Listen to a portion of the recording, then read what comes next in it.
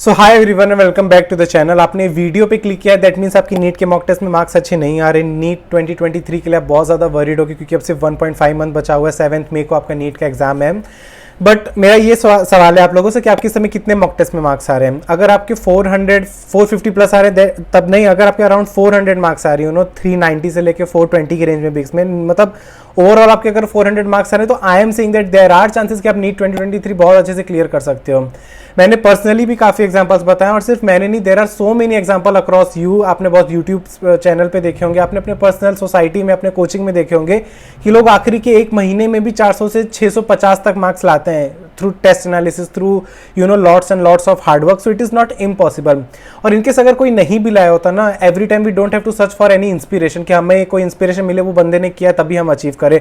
You yourself can become an inspiration. अगर आपके 350 marks आ रहे हैं, अगर आपके 300 मार्क्स आ रहे हैं, आप एक नया इंस्पिरेशन क्रिएट कर सकते हो कि ये XYZ लड़का या लड़की था जो आखिरी के 1.5 मंथ में 300 से 600 मार्क्स स्कोर किया। तो I hope you are understanding. First of all stop looking for an inspiration. ज़्यादा एग्जाम्पल मत ढूंढो कि यार ऐसा हो सकता है, क्या चांसेस है मेरे नीट क्लियर हो सकते हैं।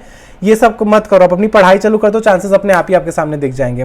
ये वीडियो मैं इसलिए बना रहा हूँ, सबसे पहले आपको स्क्रैच से बताऊंगा कहाँ आप गलती कर रहे हो, कैसे आपको अपना कॉन्फिडेंस बूस्ट अप कर रहा है। और अपनी पर्सनली मैं ये अपनी टेस्ट एनालिसिस नोटबुक बताऊंगा जो आपको लिटरली बताएगी कैसे अपने पे एक छोटी छोटी डिटेल्स और टेक्निक्स पे आपको अपनी वर्क करना होता है।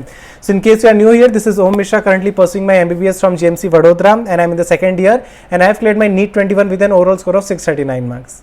अच्छा, इस समय आपके अराउंड 400 मार्क्स आ रहे होंगे, तो अगर आप 400 मार्क्स देखो तो आपने 60% ऑफ बैटल तो ऑलरेडी अचीव कर लिया। जब आप अपने 10th या 11th में थे, जब आपको 0% पता था नीट के बारे में, तब से लेके आपने 400 मार्क्स तक अभी तक अचीव किया। दैट मीन्स आपने 60% बैटल तो पार कर ली। It's just about 40%। I know वो 40% बहुत टफ होने वाले क्योंकि आप सैचुरेट हो चुके हो, बहुत ज़्यादा एंग्जाइटी इशू हो रही है कि अब नहीं पढ़ने का मन करा। बट ट्रस्ट मी, ये सारी चीज़ें मेरे साथ फर्स्ट अटैम्प्ट में होती थी। और जब मैं फर्स्ट अटैम्प्ट दे के आया ना, एक हफ्ते तक जब मैंने कुछ पढ़ाई नहीं की, एकदम रिलैक्स किया, एक हफ्ते के बाद मुझे रियलाइज होने लगा काश जब मेरे कम मार्क्स आ रहे होते थे मैं बस रैंडमली ऐसे हार्डवर्क करने की बजाय थोड़ा रिफ्रेश होकर शांति मन से करता, तो शायद आज मेरा फर्स्ट अटेम्प्ट में ही थोड़े 70 मार्क्स और बढ़ जाते तो मेरा सिलेक्शन उस साल हो जाता। अपने आप को आपसे ज़्यादा कोई ज़्यादा नहीं जानता। तो don't and never ever compare yourself with anyone कि उस इंसान ने भी मेरे साथ पढ़ाई चालू की थी, उसके इतने मार्क्स आ रहे हैं। नीट के वक्त सब बदल जाते हैं। नीट के marks are the real official marks. And आजकल क्रिकेट भी बहुत चल रहा है। आपके फेवरेट प्लेयर विराट कोहली, रोहित शर्मा, जो भी हो आपके फेवरेट प्लेयर, हम मैच देखते समय तो बहुत इंटरेस्टिंग लेते हैं। हम या तो स्टेडियम जाते हैं, हम टिकट बुक्स करके, या तो हम लाइव देखते हैं, टीवी पे देखते हैं, लेकिन हमें मैच देखना बहुत पसंद है। ये मैच आपका नीट का एग्जाम है। जिस दिन आप नीट का एग्जाम दे रहे हो ना, उस दिन हर एक इंसान इंटरेस्टेड होगा आप में।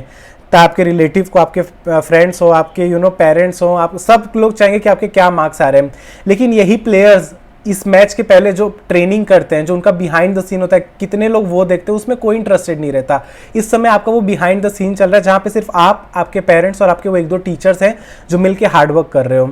अगर अच्छे मार्क्स आ जाएंगे तो वाहवाही मिलेगी, अच्छे मार्क्स नहीं आए तो कुछ लोग टॉन्ट मारेंगे, बट फर्क नहीं पड़ना चाहिए आपको। So I know your mind is completely blocked. It's just 1.5 month, but I would just want to say the general points about test. Test बहुत ज़रूरी है। मल्टीपल टेस्ट मत दो। बहुत यूट्यूबर्स को मैंने देखा है कि अभी से लेके 7th मई तक 60 टेस्ट दो, मतलब आप हर दिन टेस्ट दे रहे हो। बिल्कुल ऐसा नहीं है। If I talk about my self, मैंने रक्षिता सिंह का वीडियो देखा था अपने प्रिपरेशन के टाइम में, जहाँ उन्होंने बताया था कि उन्होंने अप्रैल मंथ से लेके मई मंथ में उनका नीट एग्जाम था, उन्होंने 400 से 600 मार्क्स लाए। अप्रॉक्सीमेटली उसके 5-6 टेस्ट दिए थे। 4 डेज के स्पैन पे वो टेस्ट दे रही थी। द मेन एम इज कि आपको क्वालिटी में टेस्ट देना है, क्वांटिटी में टेस्ट आपको नहीं देना है। तो आप कम टेस्ट दो लेकिन अच्छे से, तो वो ज़्यादा जरूरी है as compare to everyday test देना है। Let's first talk about some general points. आपको टेस्ट के बारे में पता ही पता होना चाहिए। So general points are, first point is कि टेस्ट दो। You have to give test. I know you will hate giving test, but you have to give test. आपका आधे लोग ये कहेंगे सिलेबस पूरा नहीं हुआ, अभी से कहाँ से टेस्ट दे दे। आई अग्री कि सिलेबस ही नहीं पूरा तो टेस्ट कैसे दोगे। कम टेस्ट दो पर टेस्ट दो। वीक में सिर्फ 2 टेस्ट दो, वीक में सिर्फ 1 टेस्ट दो, लेकिन टेस्ट दो। टेस्ट देने का एक्सपोजर, वो जो टेस्ट के वक्त हमें क्वेश्चन याद नहीं आता, हम अपने ब्रेन को फोर्स कर रहे होते हैं कि वॉलेटाइल टॉपिक याद क्यों नहीं आ रहा, वो सब एक एक चीज बहुत, वो आपके हार्डवर्क का ही पार्ट है। आपको वो टॉपिक फिर बार बार पढ़ने की जरूरत नहीं पड़ेगी, अपने टेस्ट में फेस किया हुआ रहता है। एंड जो OMR फीलिंग का एक्सपोजर होता है, आपको जो 3 घंटे में आपको सॉल्व भी करना है, OMR भी पढ़ना है, एक बहुत ही ऐसा ब्यूटीफुल चीज है जो आपको रेगुलरली एक्सपोजर मिलती रहनी चाहिए। एंड ऑफलाइन टेस्ट ही देना जरूरी है। और मैं इस नोशन को कभी सपोर्ट नहीं करता। मैं खुद दावा करता हूं कि आपको हर दिन टेस्ट देने की जरूरत नहीं है। बहुत ज्यादा टेस्ट की आपको टॉक्सिसिटी माइंड में नहीं रखनी। अल्टीन एंड अनलेस आपका प्रिपरेशन एक इतने लेवल पे पहुंच चुका है कि वो NCERT पढ़ के भी सैचुरेट हो चुके हो, जो बहुत रेयरली कुछ लोग का था, जो काफी टाइम से डेडिकेटेडली पढ़ रहे थे। इस टाइम पे आपने वीडियो क्लिक किया तो आपके मार्क्स नहीं आ रहे, आपका सिलेबस पूरा नहीं हुआ, तो आप कम टेस्ट देने, लेकिन अपने सिलेबस को भी साथ में अच्छे से पूरा करना है। तो एज आई टोल्ड कि टेस्ट आपको बहुत ज़्यादा नहीं देने, कम देने पर अच्छे से देने। अगर बताऊं कि अगर आप 20 मार्च से लेकर 7 मई तक अगर आपका सिलेबस पूरा नहीं, आपको टेस्ट देने, तो आप मिनिमम 20 to 25 मॉक टेस्ट दे दोगे, मिनिमम 15 क्वेश्चन पेपर भी आप डेडिकेटली अच्छे से सॉल्व कर लोगे, मोर देन इनफ है। वो 15 से 20 मॉक टेस्ट आप इतने अच्छे से होते हो ना 4-5 दिन के गैप में कि वो जो लोग हर दिन सॉल्व करें आप उनको भी ओवरशाइन आराम से कर सकते हो। 15-20 टेस्ट दो 4-5 दिन के गैप में, इतने अच्छे से एनालिसिस करो कि आप सबको आराम से पीछे छोड़ सकते हो। अगर आप एक ऑफलाइन टेस्ट विलिंग कर रहे हो बाय करने के लिए, then you can go with Oswaal offline test, and इसमें भी 15 सैंपल पेपर ही हैं, 100% एनसीईआरटी बेस्ड क्वेश्चन पेपर इसमें बन रहे हैं। इसमें सिर्फ सैंपल पेपर ही नहीं है, नीट 2022 के दोनों जो आपके क्वेश्चन पेपर हुए थे, रिपीट भी एक पेपर हुआ था, 2021 का सॉल्व पेपर भी है इसमें, और उसके साथ साथ इसमें माइंड मैप, निमोनिक्स और रिविजन नोट्स भी बहुत सारे हैं। फॉर एग्जाम्पल आप देख सकते हैं कि ऐसे माइंड मैप्स हैं आपके सामने, ये फिजिक्स, केमिस्ट्री, बायो हर एक चैप्टर के यहाँ पे इंक्लूडेड है। फिर आपके पास निमोनिक्स भी हैं, चाहे मॉर्फोलॉजी हो, एनिमल किंगडम हो, या केमिस्ट्री के साइंटिस्ट का नाम याद नहीं हो रहा, कौन सा किसने लॉ बनाए, सबके निमोनिक्स भी यहाँ दिए हुए हैं। उसके बाद आपकी ऐसे 15 to 20 ऐसे मॉक टेस्ट पेपर हैं, एंड सारे के सारे OMR टेस्ट हैं। आपको लिटरली मैं कह रहा हूँ कि आपको ऑफलाइन टेस्ट की प्रैक्टिस बहुत होनी चाहिए। अगर आपने कोई ऑनलाइन ले लिया, इट्स कम्प्लीटली ओके, ये बुक होना आपके पास बहुत जरूरी है। इट्स एन ओसवाल कंपनी, बताने की जरूरत नहीं है कितनी ट्रस्टेड ऑथेंटिकेटेड वेब सीरीज है और कितनी purely 100% NCERT based test series है।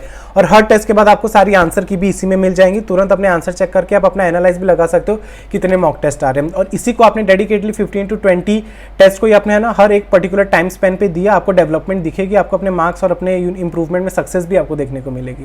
इस टेस्ट में एक अच्छी बात और ये है कि हर चैप्टर से हर बार अलग अलग टॉपिक से क्वेश्चन पूछा गया है, पर्टिकुलर एक ही चैप्टर पे आप एक्सपोजर ना देते रहो। तो अगर आप इंटरेस्टेड हो बुक बाय करने में, तो the link in the description, go and buy this amazing book. Literally आपको पता चलेगा बहुत हाई लेवल के क्वेश्चन नहीं है, लिटरली नीट का जो लेवल है वही उसके क्वेश्चन है, और 100% एनसीईआरटी बेस्ड है। You can trust on me and you can buy, link in the description and in the pin comment. If I personally talk about my score, तो मेरा नीट जो था वो 13 सितंबर को था, और आकाश वालों ने इंटेंसिव प्रोग्राम में चालू किया था कि हम 2 अगस्त से आपके टेस्ट लेना चालू करेंगे एवरी अल्टरनेट डे। तो जब 2 अगस्त को मैं पहला फुल सिलेबस मॉक टेस्ट देने का, मेरा ड्रॉप ईयर चल रहा था, और तो मेरे मार्क्स आते कुछ 540, एंड आपको पता है कि मेरे ड्रॉप ईयर में जब मैंने फर्स्ट नीट का अटेम्प्ट दिया था मेरे 510 मार्क्स आए थे, और जब मैंने 6-7 महीने के बाद जब मैं अपना first full syllabus mock test देने जा रहा हूँ तो मेरे 540 मार्क्स आ रहे थे। आई वाज लाइक क्या मेरा सिर्फ 30 मार्क्स का इंप्रूवमेंट हुआ है 6-7 महीनों में। सर ने कहा नहीं, पेपर बहुत टफ था, आपके इंप्रूव होंगे, अभी इतने महीनों बाद फर्स्ट टाइम दियो इसलिए ऐसा हो रहा है स्टफ। पर मैंने कहा कि सर सिर्फ 1 महीना बाकी हो, मेरे अभी 540 मार्क्स और मैं ड्रीम कर रहा हूँ 650 प्लस क्रॉस करने का, तो कैसे ऐसे पॉसिबल है। और मैं ये कभी नहीं मानता कि पेपर टफ है तो आप रिलैक्स रहो, क्योंकि एग्जाम, नीट के एग्जाम में जितना भी इजी पेपर बना तो वो एग्जाम प्रेशर जो रहता है ना, वो अच्छी गलतियां बड़े बड़े लोगों से करा दिया होता है। तो मैं ये तो मानना कि तैयार नहीं था कि पेपर टफ था, मैं अपने आपको झूठी दिलासा दूं। मैं था कि यही मेरा 540 स्कोर है, अगर आज मेरा नीट होता तो मैंने ड्रॉप लेने के बाद में मैं सिर्फ 540 स्कोर किया। और आप शॉक्ड हो जाओगे, मेरे 2 अगस्त में 540 आए थे, और 28 अगस्त को जब मेरा टेस्ट हुआ था, every alternate day score improve हो रहा था मेरा, और 28 अगस्त को मेरे 672 मार्क्स आए थे। मैंने अपने इंस्टाग्राम पे स्टोरी हाईलाइट भी पूरी बना के रखी है, आकाश वालों ने सारे टेस्ट सीरीज के मेरे मार्क्स भी लिखे थे, वो भी मैंने स्टोरी हाईलाइट पे डाली, आप जाके देख सकते हो। मेरे 672 वो हाईएस्ट मार्क्स है जो मैंने अचीव किया था। तो 2 अगस्त से 28 अगस्त तक मैंने ऐसा क्या किया जो रफली 1 महीना भी नहीं है, और मेरे 672 मार्क्स आ गए थे 540 से। उसका मेन रीजन था एक ही, ये था मेरा एनालिसिस बुक। मैंने सिलेबस अपना कंप्लीट, मेरा भी थोड़ा बाकी था सिलेबस, बहुत ज़्यादा बाकी नहीं था, और ड्रॉप लिया था तो बहुत कुछ कवरअप हो गया था, लेकिन सिलेबस मेरा फिर भी बाकी था। वो सिलेबस को कंप्लीट करना और एनालिसिस टेस्ट से करना, और कैसे मैंने अपनी कमियों को पकड़ा, वो इसमें जो मैं आपको अभी अच्छे से बताने वाला हूँ। तो जैसे मैं अपने आकाश के टेस्ट के आपको एनालिसिस दिखाता हूँ। जैसे सबसे पहला ये मेरा टेस्ट था, मैं अपनी नोटबुक में एनालिसिस करता था। अगर आपने प्रेरणा के साथ मैंने इंटरव्यू लिया था, who scored 666 marks in her first attempt, वो क्वेश्चन पेपर में अपना एनालिसिस करती थी रेड कलर की पेन से, मैंने नोटबुक बनाई थी। तो आप कोई भी तरीका कर सकते हो, तो मेन थिंग आपकी एनालिसिस होनी चाहिए आपके पास। तो जैसे मेरा पहला क्वेश्चन था, जैसे फिजिक्स का एक थियोरेटिकल क्वेश्चन था, कोई लॉ के ऊपर क्वेश्चन था, और मेरा रॉन्ग गया था। तो पहले मेरा एम था ये रॉन्ग गया तो मुझे चारों ऑप्शन का मतलब पता होना चाहिए। उसके बाद फिर मैंने हाईलाइट करके रीजन लिख दिया था। मैंने रीजन लिख दिया था कि एनसीईआरटी फिजिक्स डिडंट रीड, कि मैंने फिजिक्स की एनसीईआरटी नहीं पढ़ी थी चैप्टर की, इसलिए मेरा क्वेश्चन रॉन्ग गया। सेम अगर आप देख सकते हो यहाँ पे एक ऐसा कैलकुलेटिव क्वेश्चन है, वो मैंने फिर यहाँ रीजन भी लिख दिया कि सिली मिस्टेक। मैं क्वेश्चन लिखा था, फिर उसका सोल्यूशन भी खुद से सॉल्व किया, और फिर मैंने यहाँ नीचे लिखा कि सिली मिस्टेक थी इसलिए रॉन्ग गया। फिर ये वाला भी एक ऐसे कैलकुलेटिव क्वेश्चन था, इसमें सिली मिस्टेक नहीं, इसमें मैंने लिखा था रॉन्ग अप्रोच। मैंने क्वेश्चन की शुरुआत ही सॉल्व करने में गलत तरीके से गलत लॉजिक लगाया तो मेरा रॉन्ग चला गया। ऐसे आई नो इट बहुत साउंडिंग अजीब करे मैं कैसे रीजंस लिखता था, लेकिन मैं अपने साथ एकदम ट्रू होना चाहता था, सारी ट्रांसपेरेंसी मैं अपने साथ दिखाना चाहता था। कब जैसे आप और भी देख सकते हो, जैसे कभी कभी तो मैंने ये भी लिखा है, माई गुडनेस, जैसे ये क्वेश्चन है, इसका सोल्यूशन है, और ये मेरा गलत होने का रीज़न क्या था, मैंने यहाँ लिख दिया रीज़न लैक ऑफ कंसंट्रेशन। 2 से 5 में हम टेस्ट देते थे, और जनरली लंच के बाद 2 से 5 में मुझे पर्सनली आफ्टरनून का लेजीनेस बहुत होता है, मैंने अपने कितने वीडियो में शेयर किया है, तो फोकस ही नहीं रहता था, गिव अप बहुत ईजिली कर देता था, अरे नहीं हो रहा चलो आगे बढ़ो, केमिस्ट्री बायो करते हैं, एंडिंग में देखेंगे फिजिक्स। तो कभी कभी लैक ऑफ कॉन्सेंट्रेशन के से भी मेरे क्वेश्चन गलत हो जाते थे। कभी कभी कुछ ऐसा नया फॉर्मूला आकाश के मॉड्यूल में होता था जो मुझे नहीं, तो मैंने लिख देता था अननोन फॉर्मूला। एनसीईआरटी के मेरे बायो के क्वेश्चन रॉन्ग होते थे और इनऑर्गेनिक की, तो मैं वहाँ पे एनसीईआरटी का पेज नंबर लिख देता था, XYZ page number didn't read properly. This is how I used to analyse. और मैं अपने टेलीग्राम पे ऑफकोर्स 4-5 टेस्ट के अपलोड कर दूंगा ताकि आप देखो, आपको पता चले। हर एक छोटी छोटी चीज़ में लिखता था। कब देखो यहाँ पे जैसे मैंने लैक ऑफ नॉलेज, मेरे को टॉपिक की नॉलेज ही नहीं थी, मैं पढ़ के ही नहीं गया था, तो ऐसे टॉपिक में अपने को दिलासा भी देता था, मैंने सिली मिस्टेक नहीं की, मुझे सच में नहीं आता था। This is how used to analyse my test दे देता था। तो उसके बाद प्रॉब्लम हर नीट एस्पिरेंट को जो आती होगी कि अब नेक्स्ट डे के बाद मतलब एक दिन का गैप रहता था, उसके बाद वापस ऐसे, तो ये 1.5 डे के स्पेंड में हम क्या क्या पढ़ के, हम फुल सिलेबस वापस है तो पूरा तो पढ़ नहीं सकते एक दिन में। तो मैं क्या करता था, सबसे पहले जो मेरे क्वेश्चन पेपर में उस दिन रॉन्ग गए हैं जो क्वेश्चन, वो चैप्टर्स में पढ़ लेता था, कि एक तो डिसाइडेड रहता था कि जो रॉन्ग क्वेश्चन है वो चैप्टर्स मुझे पढ़ने अगले टेस्ट से पहले, ताकि अगली बार रॉन्ग ना हो। उसके बाद मैं क्या करता था, वो खत्म हो जाता था मेरा 3-4 घंटे में, 4-5 घंटे में या सेम डे में कंप्लीट कर लेता था, क्योंकि मैं 2 से 5 टेस्ट देता था। फिर शाम से लेकर रात तक मैं वो चैप्टर सारे रिवाइज कर लेता था जो मेरे टेस्ट में रॉन्ग गए। उसके बाद अगले दिन मैं पर्टिकुलर यूनिट उठाता था कि आज मुझे बायो की यूनिट 1 पूरी रिवाइज करनी है, अगले टेस्ट के पहले मैं यूनिट 2 रिवाइज कर लूंगा, उसके अगले टेस्ट के बाद यूनिट 3 रिवाइज कर लूंगा। एंड आप बिलीव नहीं करोगे, मैं पूरी यूनिट सिर्फ 3 घंटे में कंप्लीट कर लेता था। कैसे, जैसे मैंने बायो का एक दिन आज मुझे ह्यूमन फिजियोलॉजी ये टेस्ट के पहले पूरी रिवाइज करनी है, तो मैं 3 घंटे में पूरी ह्यूमन फिजियोलॉजी रिवाइज कर लेता था। कैसे, मैंने अपने शॉर्ट नोट्स बनाए थे जो आपको पता होंगे, बहुत सारे लोग उसका बेनिफिट उठा रहे हैं, मैंने सारे फ्री में अपने टेलीग्राम चैनल पे अपलोड किए हैं। फॉर एग्जांपल जैसे मेरा एक्सक्रीशन एंड रेगुलेशन का शॉर्ट नोट है, ये आप देख सकते हो पूरा, ये 1.5, ये जो 1 पेज पूरा और ये आधा पेज, इसमें पूरी मैंने एनसीईआरटी की एक लाइन लिखी है। अगर कोई बच्चा ये पढ़े और वो पढ़े सेम ही है। आप इसमें देख सकते हो मैंने सब कुछ लिखा है, जैसे सबसे पहले अमोनिया के सारे जितने भी की टर्म्स लिखे हुए, यूरियोटेलिक क्या होता है, मोनोटेलिक क्या होता है, सबके मैंने की पॉइंट्स लिखे हुए हैं। उसके बाद यहाँ कॉर्टिकल नेफ्रॉन क्या होता है, वो सब मैंने मतलब एनसीईआरटी को पूरा कंडेंस कर दिया था। यहाँ पे जितनी भी यहाँ पे descending loop, ascending loop, mechanism of concentration of urine, मैंने सब कुछ ऐसे यहाँ पे कंडेंस करके लिख दिया था। ये मैंने ऑफकोर्स 4-5 महीने पहले बनाया था। तो मैं पूरी एनसीईआरटी अगर लाइन बाय लाइन पढ़ता तो मुझे 1 घंटे से भी एक चैप्टर पढ़ने में लग जाता, और ये शॉर्ट नोट से मैंने 3 घंटे में पूरी ह्यूमन फिजियोलॉजी रिवाइज कर ली।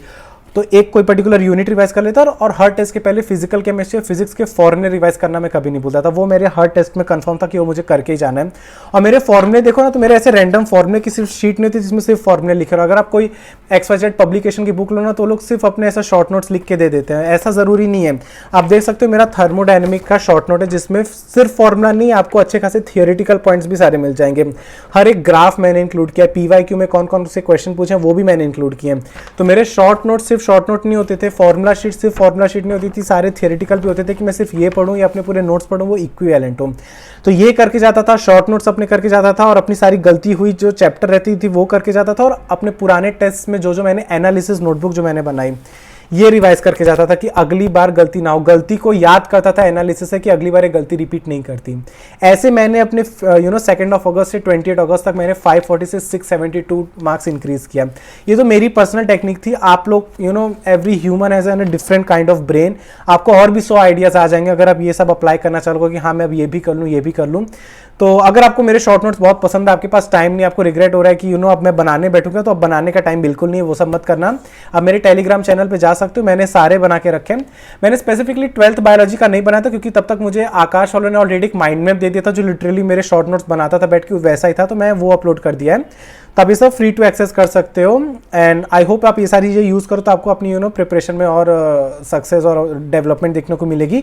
सो this is how you need to increase your marks. और क्वालिटी ऑफ टेस्ट पे ध्यान दो, क्वांटिटी ऑफ टेस्ट पे नहीं। Will meet in the next video. Till then take care and bye bye.